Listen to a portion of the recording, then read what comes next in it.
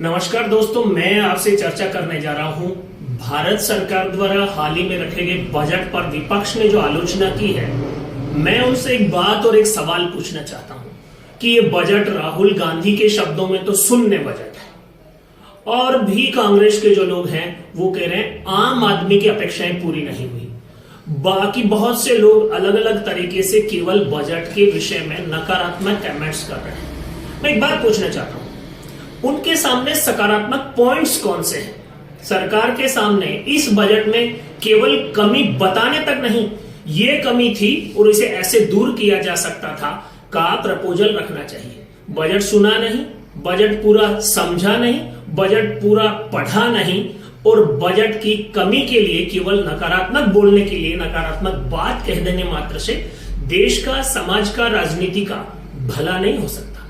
इस समय हमारे देश का जो राजनीतिक विपक्ष है वो जिस प्रकार की गैर जिम्मेदारी की प्रकाष्ठा में काम कर रहा है, केवल आलोचना के लिए आलोचना, बजट शून्य बजट बोल देना और फिर उसके अनुसरण में सारे कांग्रेस के लोग भूपू की तरह बजने लग गए। ईमानदार बात तो यह है कि बजट में जिन विषयों को टच किया गया है उसमें 70 साल में लगातार जो गलतियां होती रही उनको ठीक करते हुए आने वाले 25 साल के विजन को स्पष्ट किया गया है। अभी पर्वतमाला जो प्रोजेक्ट है, सार्वजनिक निर्माण विभाग के अधीन काम करने वाला प्रोजेक्ट है, उसके लिए बजट दिया गया है। रेलवे के लिए बजट दिया गया है। किसान के काम को भी मॉडिफाइड करने के लिए बजट दिया गया है। ऐसा कोई विषय, ऐसा कोई सेक्टर नहीं है जिसकी चिंता और चिंतन बजट में समाहित नहीं है। लेकिन केवल आलोचना के लिए आलोचना करने वालों से मैं एक बात पूछना चाहता हूं कि आप शैडो बजट प्रस्तुत करके बताएं। आप अपना, अगर आप सत्ता में होते तो कैसा बजट प्रस्तुत करते, वो जनता के सामने लेकर आए। केवल आलोचना के लिए आलोचना स्वस्थ लोकतंत्र की अच्छी परंपरा नहीं है, जिम्मेदार विपक्ष की भूमिका नहीं है। राजनीति में मोदी से नफरत कीजिए, मोदी की पार्टी से विरोध कीजिए, लेकिन देश के लिए भावी योजनाओं को समाहित करने वाले बजट को केवल आलोचना के लिए आलोचना।